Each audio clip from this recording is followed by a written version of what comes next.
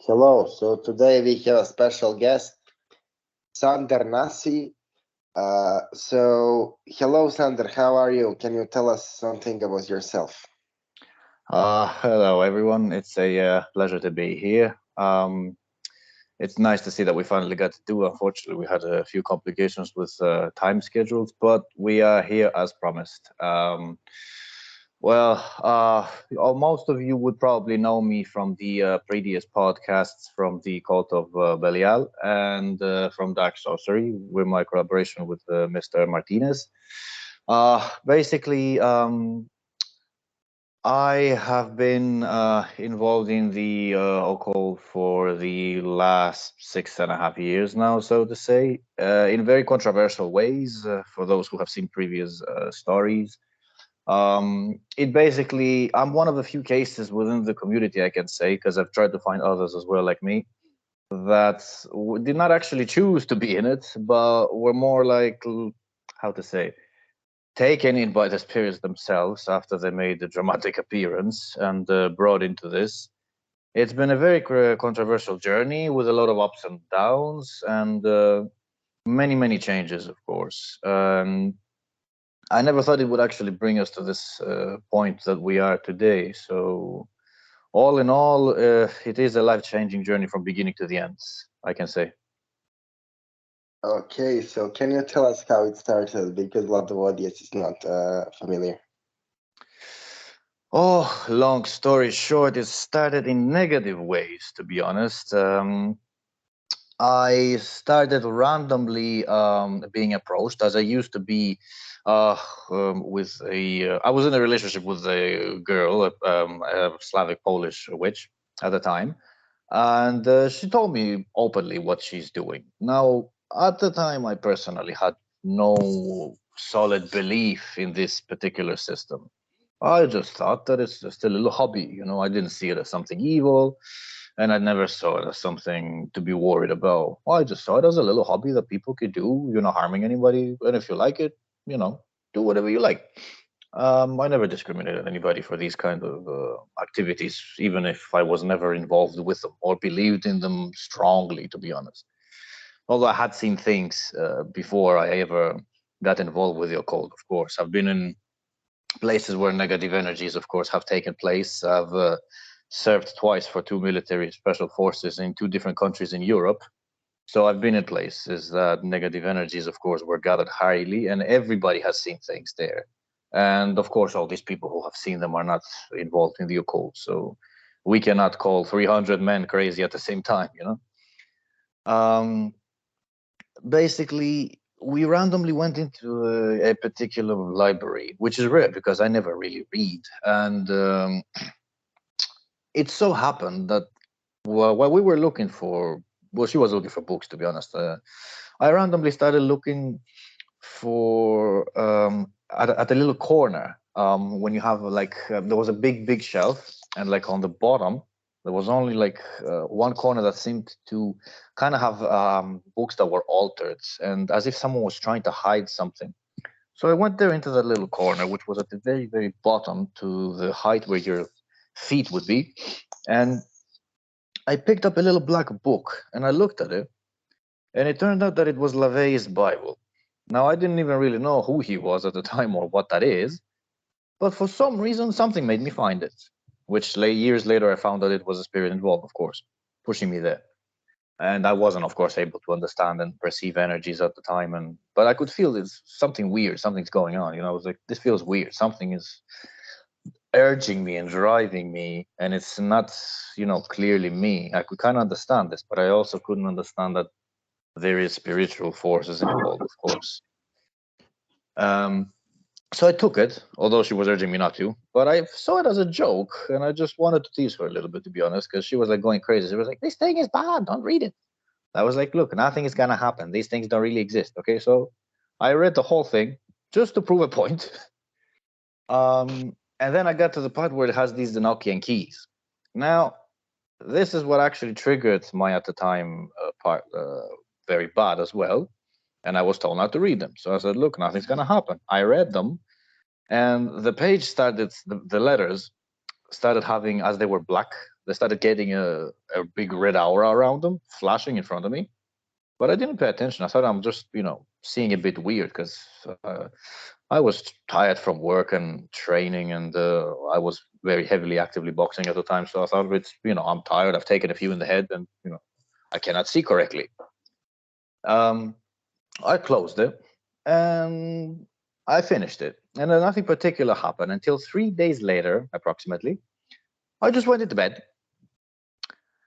and a proper shadow warp appeared on my ceiling and started warping and circling, and then it fell down like a big mass, boom, and then it took shape, and then it took the shape of a man with a little beard and small horns, and he was relatively short, I would say about 155, and he had goat legs, but it was like a black shadow that was darker than the dark, very 3D, and you could see it as clear as day. It was almost like black shining light, the way it was.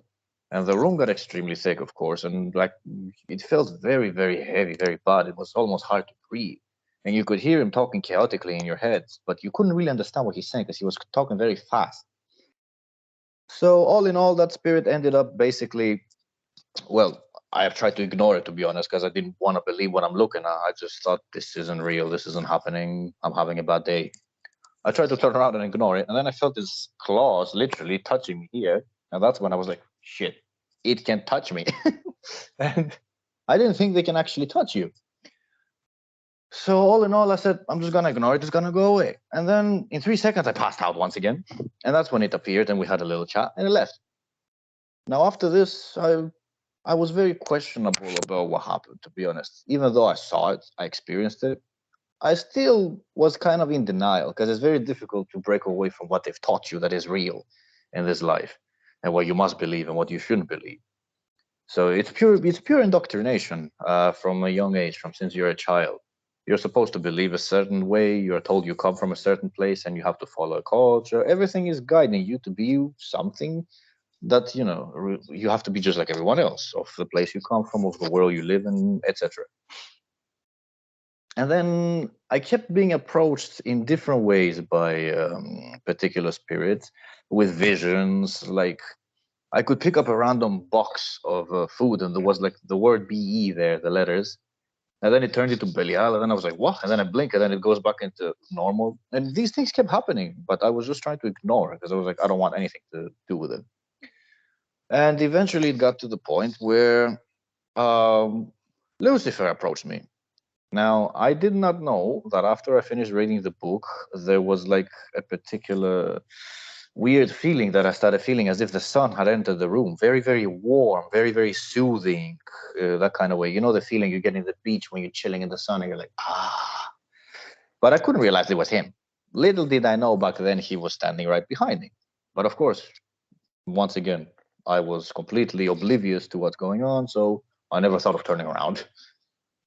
I might or might not have seen him. It could have been energy. I don't know, because I didn't turn around. I can only verify he was there, but I'm not sure when it comes to physical stuff. I didn't turn around to see.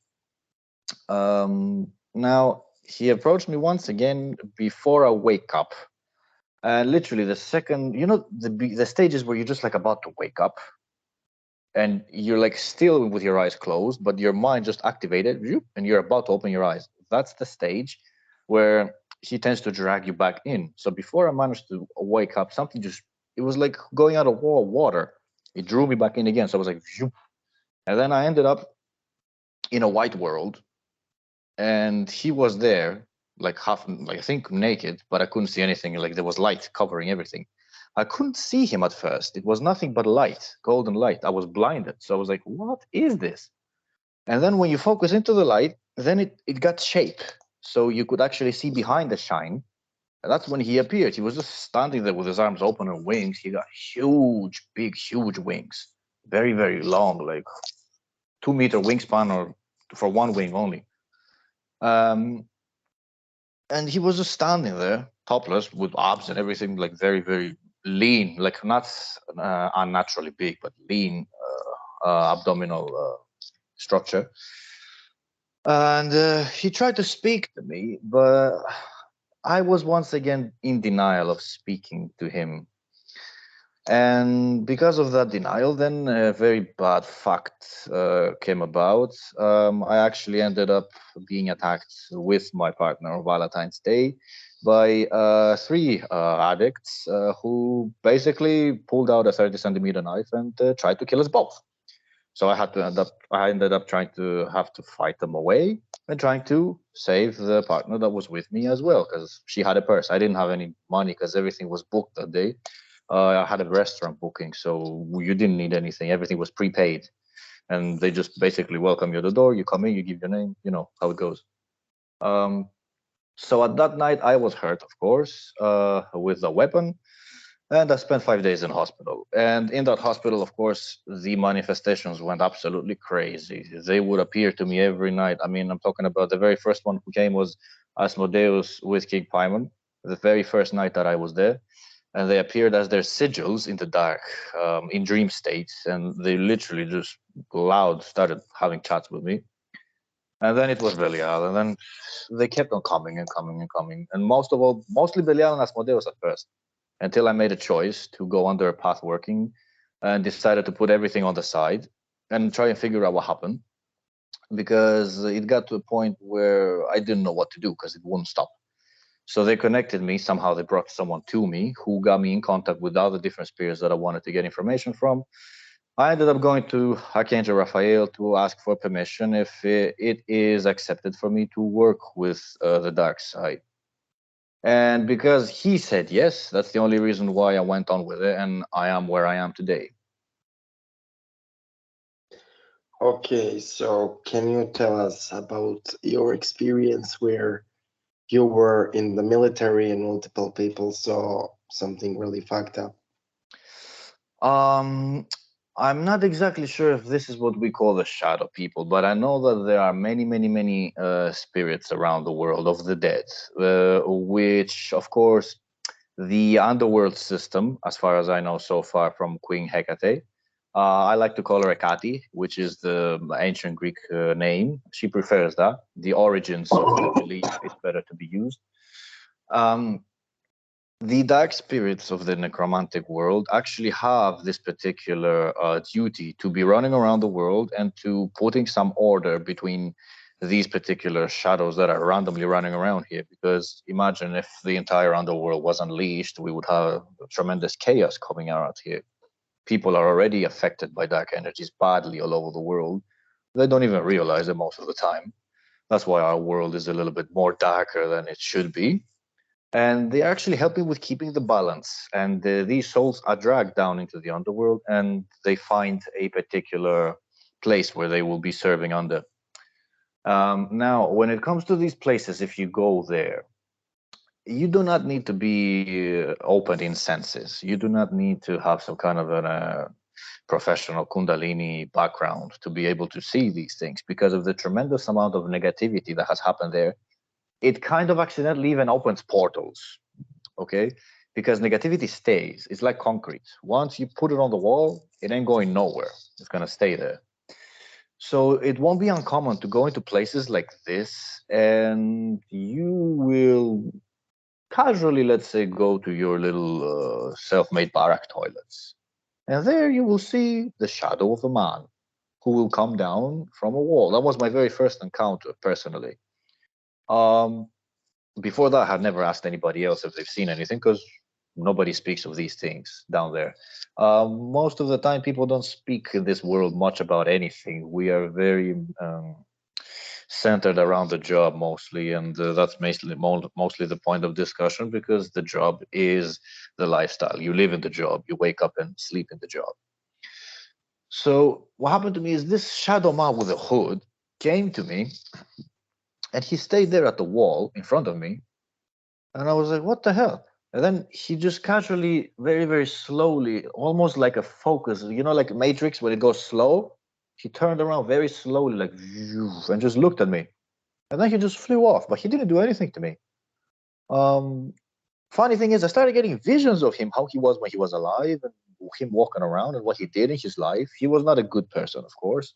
I saw what he did. And that's why probably he ended up as a shadow figure running around the world. And then I talked to the men, at least those who were close to me, of course, because you don't go randomly talking to everybody. Not everybody is your friend just because you happen to serve somewhere and live with a bunch of people. And I told them, but they've been there longer. I was very new, and they told at the time, and they told me that this is a common occurrence. We've had cases where people were playing cards, and all of a sudden somebody was snatched, and they petrified, and they wouldn't move. And he says we literally tried to burn his arm with a lighter, and he didn't fucking move. So we were just pushing him like this, and he was just sitting there with a card like that. His eyes were just wide open, like on drugs. He was just wouldn't move. And people have been appearing with scratches all of a sudden, which I happened to experience later on working with spirits and experimenting. I couldn't understand any of these things before, or they saw them in dreams. Um, Significant what happened to me before I leave, though, with these people is that I was back in my original base and I was ready to be dismissed and leave. All of a sudden, and it was in the middle of the day, we're not talking about nighttime. I looked at the wall as I was just casually sitting there in the day, not doing it. Was free time. I had just finished up packing up some things that I had to be ready to go. And I looked up on the wall and I could see blue figures, like dark blue figures, forming. And they seemed to have these uniforms from 1830, very old, that this particular division has. I could tell from the hats, and they had the beards, which are the pioneers that they call them there. And they were all just coming together. There were loads of them coming, like on that wall. You could see them going. And I was looking at that, and I was like, "What the hell?" And some of them were just casually sitting, like as if on the floor with their legs up and everything. And only one of them came forward, one old one with a big long beard. And he looked at me like this, and he pointed out with his finger, and he said, "Now that you are going, now you will feel it. Now you will see." And then they all just disappeared. And I was like, I don't know what the fuck he was talking about. Whatever. But I know what he was talking about. He was talking about what comes later when you reintegrate into civilian life, and how it's pretty much I related to the werewolf transformation when you come back, which is a very dangerous stage for most people without return, of course. So he did tell me the truth. I can say I don't know if he was trying to scare me because he was dead serious, but he did give me a valid omen, a message which did come true later. Yeah, so technically, can you tell me more how you started working with Belial consciously outside of those introductory experiences? Well, after that incident had happened and after Raphael had said what he said, I basically said, okay, if he's saying do it, because there is no other way, you have to do it, because they won't stop. So I was like, this is not stopping, and it can only get worse. I mean, I don't know. Does it get any worse after what happened to me? Hard to say. Well, it probably could. I don't think there is a limit to the dark apocalyptic events that can happen in one's life if they decide to do so. So I said, look, if there is no escape and if the Archangel himself said it, let's go. So I knew from instinct straight away, which now I know it's past life resemblances because I have done a lot of work, which I didn't, of course, know at the beginning when I started with these creatures. So there is a ton of past life work and relations and deals that were made, which led me where I am today. But of course, like I said, when you're new, you don't know any of this. You try to make sense of it, and you will be a little bit scared because these things are invading your life and you don't know what to do. And it's not stopping. There's nothing you can do to stop it. So I said, okay, I must find a particular patron to initiate me into a specific current. And then it's gonna be kind of like wearing a uniform of somewhere where you can belong. So I thought it in my mind, you have to join a particular current because there is many currents. And as I studied and tried to learn more about these spirits, I saw that they are extremely militarized in their structures and in their ways. So I tried to find someone who would be compatible to me.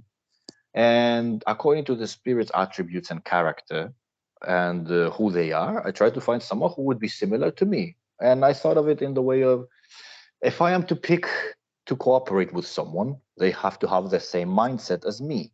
You're not going to cooperate with someone who you have nothing in common because you're just going to clash.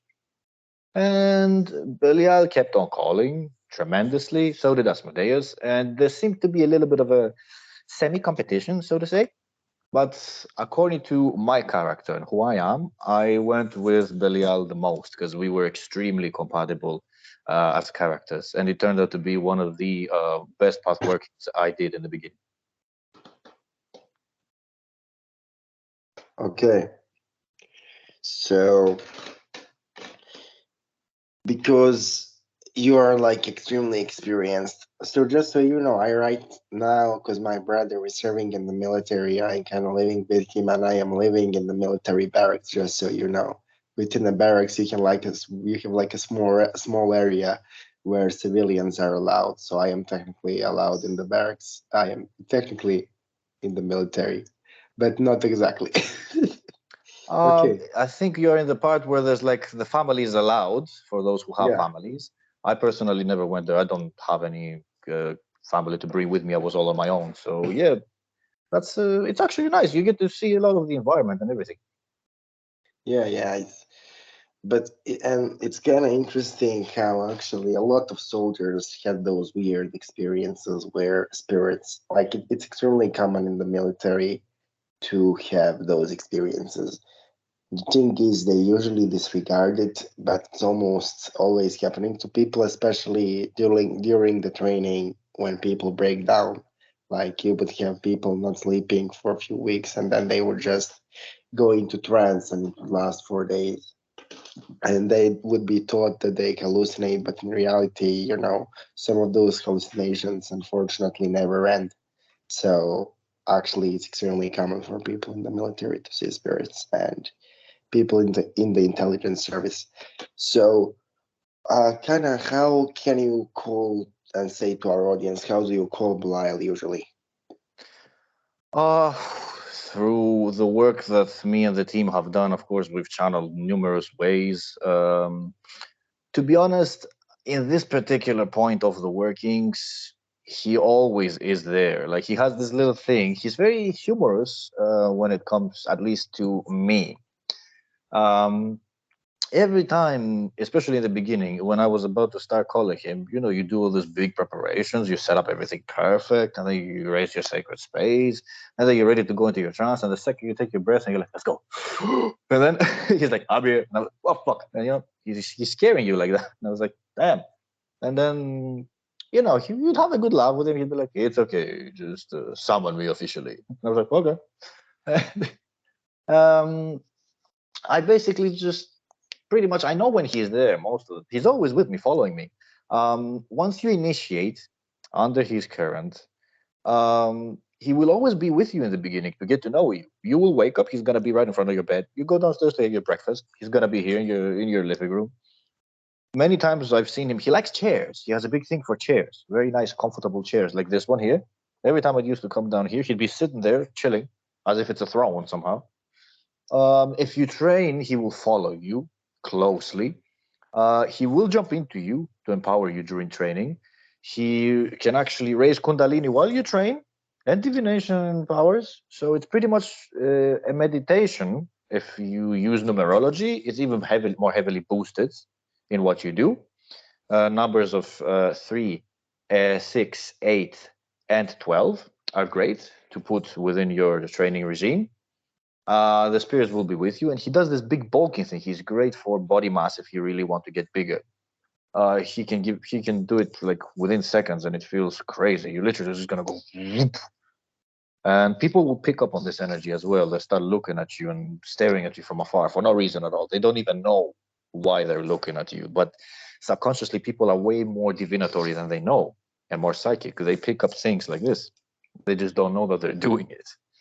Um, I basically just raise my sacred space with earthly energy for him. I prefer green and energy with a black tilted aura, which relates to his Belial aspect a lot. He has many other aspects, of course, and many other elements, but I prefer this particular one. And we have also channeled evocations and evocations of him as well, which I use. If you're able to channel the vampiric language from him, this will be the heaviest of manifestations of energies you can get, because this really, really speaks to him. He's more like the vampire father, basically.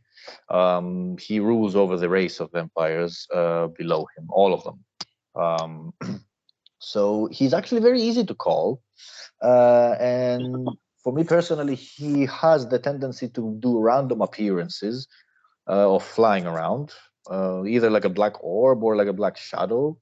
And in projections during dream state, he appears a lot in different forms and different faces, but you'll get to pick up on them. And his aspects also have different specific human forms that he takes. So it takes a little bit of experience to understand who he is in projections, because he's never really the same. He always changes most of the time.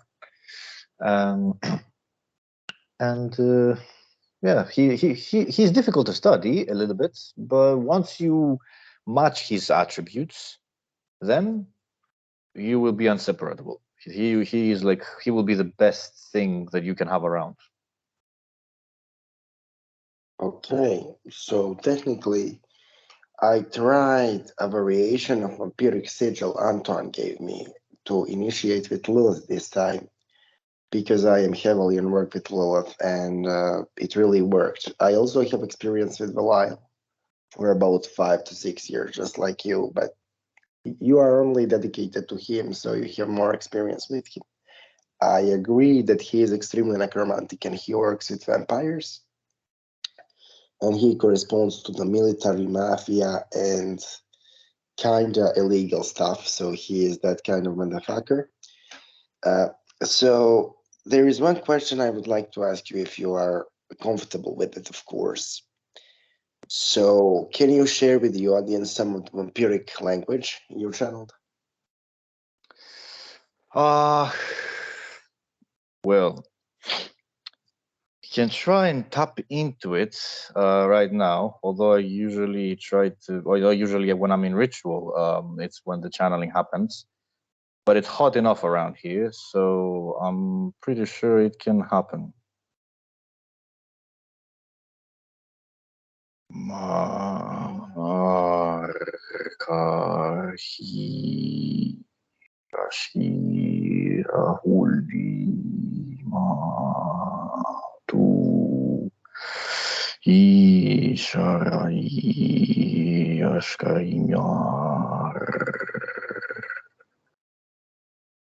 Ooh, man, it's pressure in the brain. It's tense. Ooh, when that happens. And it sweats you. You got to understand, when you do these, usually it takes a heavy trance to do them. You are going to have a lot of pressure within your brain, usually the backside, because that's the back cortex where the negative memories are stored within the brain. So that's where the demon usually finds himself, usually at the back. Now, if your crown is open, you might feel it as well here on the top. So that's when you know you're really connecting, because it's going to feel like someone is squeezing your brain, literally. And you're going to start sweating as well, which is fiery spirits being in the room. If you're cold, in my experience, it's necromantic. Chthonic. Usually Hecate does that to me. Very cold, like the whole area here freezes usually. Yeah. So technically, what I felt is you are working like a black hole while you are chanting those incantations. You pull the energy from me and from the entire space around you. Like you work like a black hole and you just push the energies in. It's really powerful. So I can say how this happens, if I may, for the public to know. To become a human portal, to do portal alchemy, okay, where you become like an open warp and you take everything in, or you can push out. You will have to do a specific path working, which actually I don't know why I've never told this to anyone before in the contents before. You will have to work with Seth, okay, and he will take you into his desert, and he will appear in projection, which will be a very live projection. You will remember everything like a movie, and you will ask him, or he will tell you that he wishes for you to become a human portal for his energies into this world, and he will make you put your hand on his like this, and he will speak in a language which you have to repeat, and you will have a sigil appear in your hand, and then you can do this portal alchemy, which is heavy for anybody who's interested. Yeah, I definitely will do it. Man, you are like, you and Anton, dude, the amount of shit you managed to do in such a short time, like, I know when Anton was kind of starting out, I was kind of helping him out. He probably told you we were like doing a path working with Belial to help him in life, and we did some really crazy stuff like not eating, drinking only water for days, purifying completely and shit. And the amount of shit you and him managed to do is like insane. So I usually consider myself a fanatic, so I work with spirits every day, multiple hours a day. But you guys are on the same level. You are fanatical just like I am. And I usually, just ask questions to people and let them reply in the new format. But there is something I have to say. If you don't exercise people and you do shit like this, the energy will become so heavy that the parts of your body will crack. This is not a game because our bodies, unfortunately, are not designed for this. Uh, our minds are not designed for this. And so if you train, shit will break, shit will fall apart, literally. And especially if you work with Belial, he is kind of the thing with Belial is his energy progressively grows stronger. It doesn't matter how you feel. And so if you don't train, you will be destroyed by the mere proximity of his power as his energy grows and resonance with you grows. So, He's very uh, tense indeed. can you, yeah. So, can you like tell us what kind of offerings you give to Belial? It works in stages with him. He has so many transformations that he will give over the course of years, non-stop, without you even knowing or asking, but you will be made aware lately. Like when I started off, he would literally come in the middle of the day, and I could always feel something like, like a needle, but I could feel it here in the back of my head, now going, down, and I was like, what the fuck? And it was scratching me. And then it kept on going. And by by the end of the day, I was like black circles, half dead. I was like, oh my god. But then I would go and train, and then it would all come back. And then I'd be more alive than ever when I came back to the point where I couldn't even sleep. But I'd managed to sleep eventually, but it wasn't as difficult because normally after 3 hours of punching something, you would be pretty much half dead. But I came back and I was like, I feel great. Um, he did this for months, which is exhausting. Now, I didn't know, of course, that he's literally taking all your aura energy and recycling it and then spitting it back out to you to transform you. And this is for your energy body first. And then he will do chakra work with you. He will do shadow work with you. Your shadow will rise. What else? He will go in from within, which is extremely difficult because if you're not, I've said this before many times, people come to me and ask me about these kind of health complications that they sometimes feel, like a lot of blood pressure going up high. Belial will increase a lot of this, and it's how his energy works. And the vampiric current in general, they have it, is they're very, very tense. And when he goes from within and jumps in you to transform you, you will get such a blood pressure going high that you will literally be able to hear your own heart, and you can hear your arteries in your ears pumping here. Boop, boop, boop. So it's gonna be literally, you can feel them like a punch. Okay, so if you're not healthy, don't work with the vampiric current. It's difficult. You have to be in peak condition. Okay, I'm not in peak condition. I need 2 operations to fix me from past injuries that I have, but they are more, how to say, they're not very internal to the point where they can threaten my life if these things, happen. I take care of myself like I take care of my alchemy. I dedicate hours into my body. And that's how I managed to withstand these severe energies when I first started. Okay. Um, Offerings, personally, he wanted blood in the beginning. So I was giving it to him, but blood really acts as a conductor to gain access to a person's genetic code, to their bloodline, yada, yada, yada. And it creates the initial cord, the initial ethereal cord from your double to him. And then he will bring you into his world if deemed, and you will be turned into one of the knights. And then you will pretty much, your astral double will look like him. You have a big black armor, you have black obsidian wings. You might end up with a helmet. You will have different colors of eyes according to your energies. You can go from red to black to green.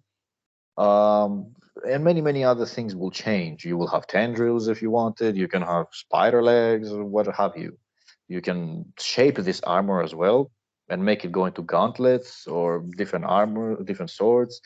You will also get to the part where your own shadow and trauma can create a sword, which is going to be your main weapon of your astral double, which is all your pain. The bigger the pain, the stronger the weapon. If you have no pain in your life, don't expect a very strong weapon. It's gonna be, how to say, it's like going to fight a dude with a sword, but you have a dagger. You know, he has a bigger one, and you are just trying to swing it around a little bit. But well, something is better than nothing when you start, I'd say. It depends on the person. Um, he really enjoys Mir. Okay, a lot of the vampires enjoy Mir for some reason. It's rare to find. Judas is another spirit that adores Mir. He also likes frankincense a lot. Frankincense incense a lot. One of the most dedicated things that I've given him, and I've made a pact for the duration of my life for this, when I first started working with him, because I thought instead of me running around and getting meat and leaving it to the forest and drawing his sigil on the ground and burying it or leaving it there for him, as he likes steaks and meats and all that, he likes to feast, to be welcomed like you welcome a king in your house. You put a nice big table, you put food, you have music if possible, like in the ancient days when one king visited another, it was a party. He enjoys all that. But I said, why not make a little offering pact, which is great if you want to do it when you start initially with him. He likes alcohol a lot. Okay. So I said, okay, so me, I don't drink, of course, a lot. I drink once a week, and if. So I said, every time that I drink, I will pick a beverage of your choice, which you like, which I also enjoy at the same time, which doesn't harm my particular caloric intake because I don't drink beers, for example, which are highly estrogenic and get you fat and give you big boobs and all that. I would mostly be a whiskey person because it has taste and class, and he also likes vodka. So if you can do this little pact for him to be invoked every time you have a bottle of whiskey or vodka, then he will love it. You will have tremendous tolerance when you drink because of him. You can have one bottle and walk home relaxed, which is good. And he's also very protective. If something happens on the street, you're probably gonna win. Yeah, yeah. So, man, let me tell you something. I usually don't compliment my guests, but you are the most well spoken, most organized, most prepared guest I ever interviewed. Thank And you. so I would really want to have part two of this. And you have Of my course. extreme respect, not only because of your magical background, but because you had a life. You went through a bunch of different, difficult, dark things and shows.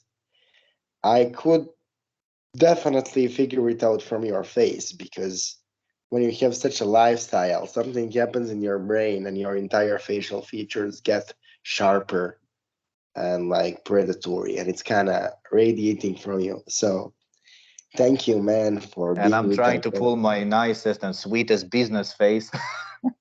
Yeah, yeah, but here is the thing. Sharp faces are much better than sweet faces. You are True. sharp enough. You are sharp enough to make people respect you without knowing you. So Oh, it's really thank you good. very much.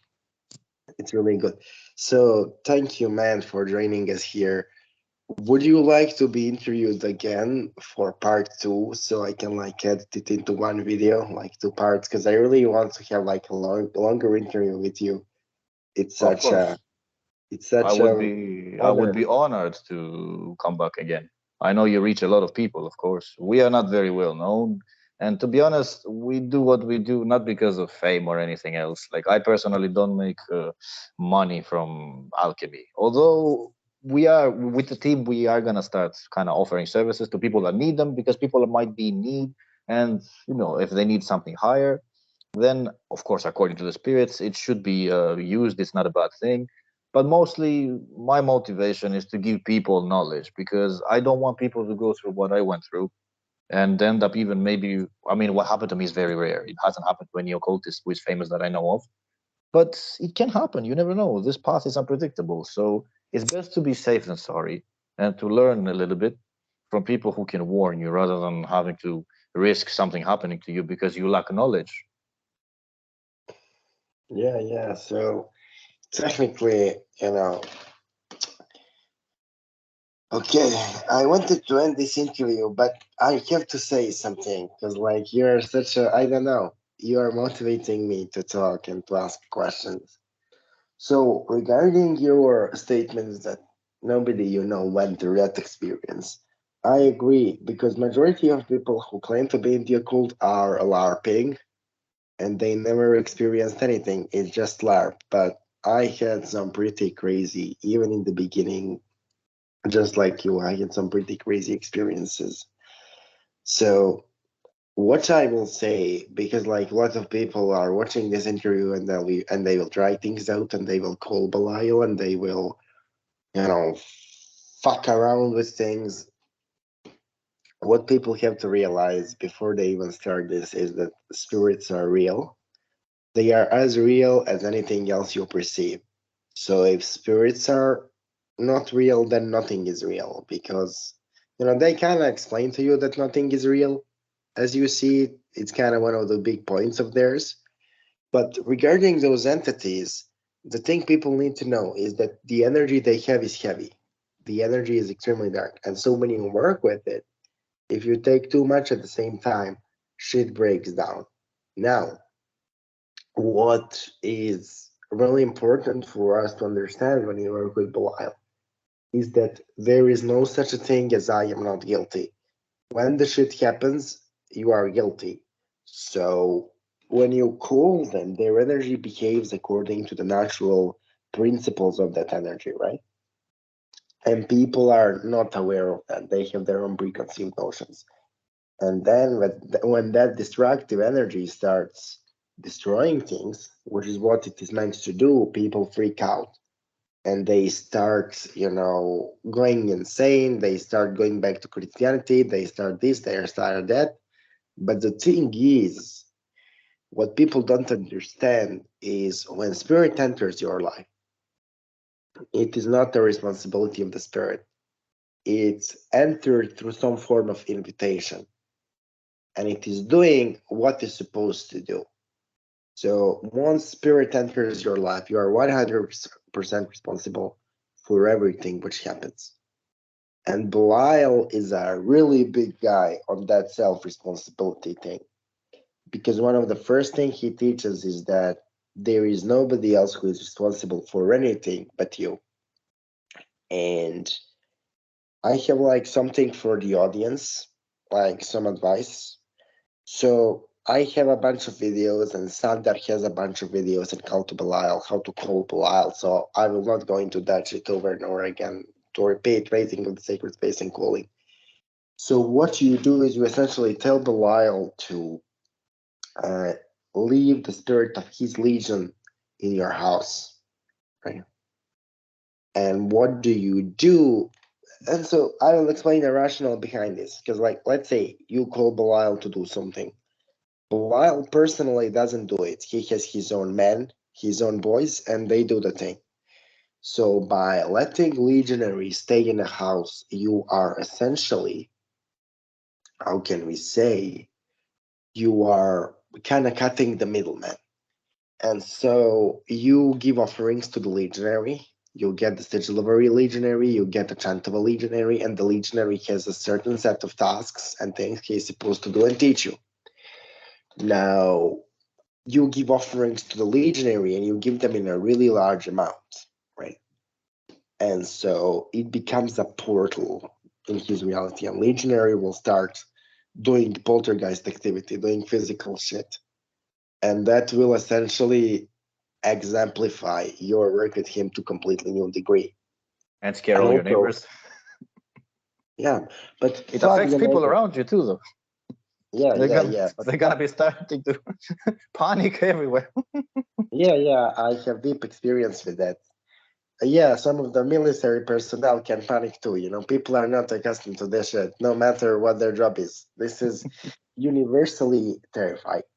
So the thing is, like, this is kind of the last thing I will say, and then kind of will close this. Yeah, I will let you like say whatever you want to say, and then we have to close this because we are entering 45 minutes. But the thing is, with all of this, what is really important is that those spirits they use their own energy, which is pulling force from a particular current. And every time you ask them to do things, you are fucking up the balance with the universe by spending the energy of a particular current. And so you have to give the energy back, right? You have to give it back and you have to pay them back in a way. So giving offerings is extremely important. And really overloading things with offerings. People say this is worship, blah, blah, blah, blah, blah, blah. So I have answer to those people. So let's say if somebody fixes you the roof and you pay them 500 euros to fix you the roof, is it worship or are you giving people money? No, it's a Right? transaction. It's a transaction. So if you are asking something from the spirit and then you pay the spirit in a literal sense, it's not worship. You are not bowing to the spirit, you are paying them money. It's like saying, I am paying a mechanic, therefore I am worshiping a mechanic. It's completely nonsense. It's complete nonsense. Nothing is for free in this world or the next. Angels don't work for free either. They will ask you for some kind of devotion or favor. Of course, it will not be life force from you. They don't do that. They actually will take offense when you ask them, do you want any offerings? And they get angry. But if you mean it in a humble way, then they come down and they're like, but they are, of course, appreciated. Because I always wanted to give them something, as a good token. I never wanted to just say, oh, give me this and then ciao. I don't work like that with anybody, not in this life or in anywhere else. But they Yeah, will ask you for different devotions. You will have to help people without any exchange. You may have to heal others, things like that, of kind nature mostly. yeah. So can you tell us, because you are too good for me to end this interview.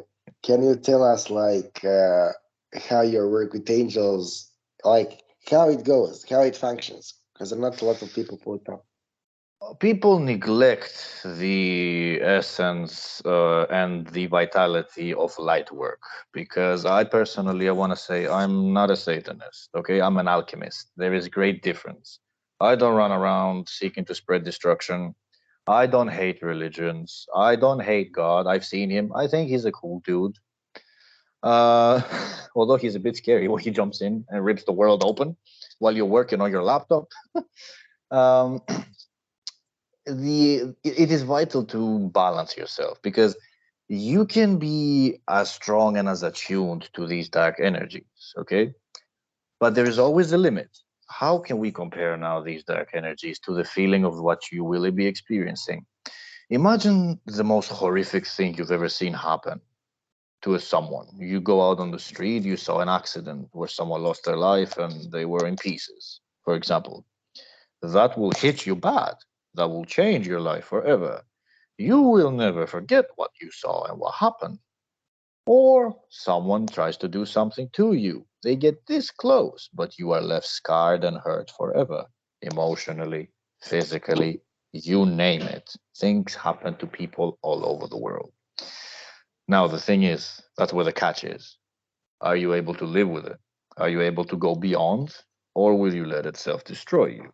If you are able to go beyond, which there will be a phase of destruction at first, of course, we are all human, but you must heal next. That's when you will show the universe that is watching that you are an intelligent being and can go beyond this particular dark point rather than let it consume you.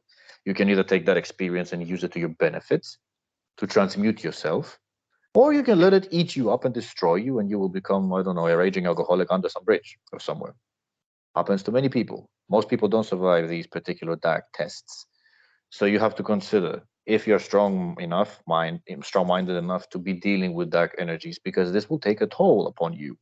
There will be anxiety, which you're supposed to be able to handle and calm yourself down and bring it all down so it goes away daily on the regular, because these spirits randomly visit. They don't ask you. They don't knock on the door and say, hello, can I enter? They just boom appear.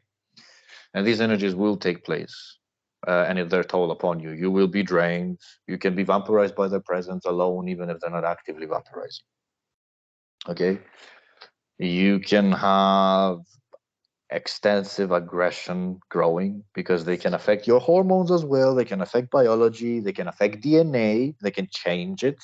If you're able to look into your DNA, you will see their energy spores left into you through visions. So make sure that you are very, very strong-minded, or at least make sure you know yourself. Be self-aware and know that you can take it. If not, leave it. Now, you will need eventually to balance yourself, even after 5, 6, I don't care, even 10 years. You would need light work eventually to balance, damn it.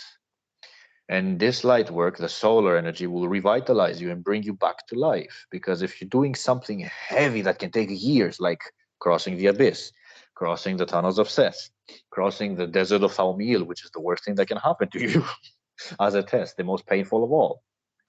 Having passed different tests, of course, where it's going to be tremendously difficult to survive down there, and if you start losing, let's say, arms and legs, your soul lost huge pieces that were consumed. So it's a gamble. So you have to be, ready to gamble. It's like a game, it's like a wipeout game.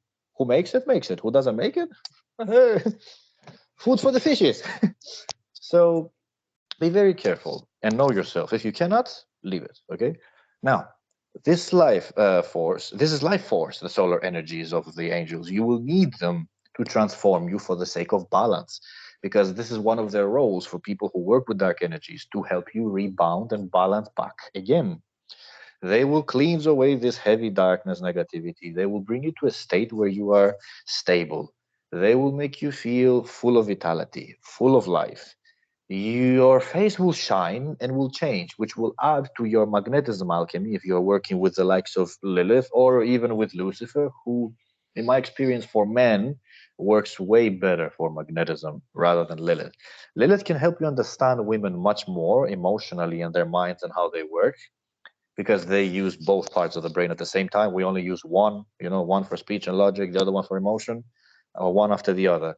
So it's normal that we don't understand each other often, but Lily can help with this.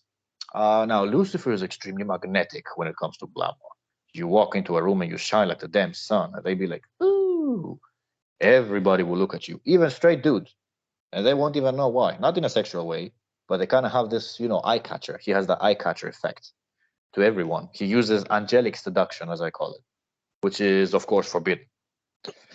But he can teach you this. If you work in a business or in an office, this is extremely valuable. And it's a weird mixture. Like one of the biggest one of the biggest experiments I did was to invoke huge amounts of the Goetia in one go, with Solomonic ways, not forcefully, of course, just an invocation for transformation. I don't burn sigils. I've only done this once to a spirit, and things started going off the hook. So I kind of said, okay, I was in the rights, of course, and then I was given justice by Belial and Lucifer, who stepped in, and we solved it. But don't do these things as an experiment. And if you're not at an advanced level, it's dangerous. Don't go there. You invoke then the 72 after you have invoked the Goetia. So you literally have the 72 on one side and the 72 of the light on the other side. They will not clash for the sake of your transformation, but it's going to be the weirdest energy mix you will ever feel. It is like, how to say, from within, it's very dark and heavy. From outside, so light and calm. And it's such a gray mixture in between. I've never felt that before, because I always try to keep energies separate. I would cleanse my space with solar energies if I bring angels in, and then I kick that out, and then I bring the dark ones in. Of course, if possible, I would have 2 different chambers with altars where I can have one dedicated to each, one for darkness, one for light. But I don't have such luxury, so I kind of have to kick one energy away, bring one another. But I've only done this once to mix them both to such an extent. But it is tremendous. The energy you will feel, your aura will rise very, very high at the same time as well. You'll be able to see it if you focus on it, to look at a mirror. It just goes, and it will have effects. Like this happens to me now when I train. I always check my aura, and it goes as big as a punching bag, very tall, literally up to here. Yeah. So, okay. So, such a good interview, and I hope I wasn't interrupting you too much. You had experience and No. everything. Oh, sorry. I can give you one hack for what you said, because you said for the Legion work. Instead of working with all the legions, which is complicated because there's going to be thousands of them, you don't know how many there is in each legion. Spirits can merge. you can actually ask for one sigil of the merged spirits and work without one only instead of having to call everyone separate. Yeah. That's possible too. It's much easier. Well, Saves you time. yeah. So thank you. This is like a really good advice for the audience, man. You throw a bunch of good pieces in here. I really enjoyed having you on the show, and we will definitely have part two. We will talk about when we will film it. I am really sorry for missing the first appointment. To be Oh, honest, I was like doing rituals all night, and then I woke at 8 a.m., but I went to bed at 6 a.m., and so I slept 2 hours. And then I went accidentally to bed about 8, and then I woke up right now in that's about an okay. hour ago. Life So, gets in the way all the time, of course. We all have things to do. I yeah. work for a global social media company that keeps me on my feet all the time. And due to the transformations that I do, I never sleep in the day. I sleep 6 hours a day for years now, and I'm fine. Yeah. Okay. So, talk to you soon, man. This was a really badass interview, man. We will talk about when we'll record part two. And Of just so course. you know, this will not be published immediately. This will be published like every week. I will publish one interview, so this will probably publish in a few weeks, but it will be published. I have you. All good things come to those who wait. It's no problem. Thank you very, very much. I'm honored for that you had me. And of course, as always, rise and conquer. Yeah. A rising conquer to talk to you soon. Take care.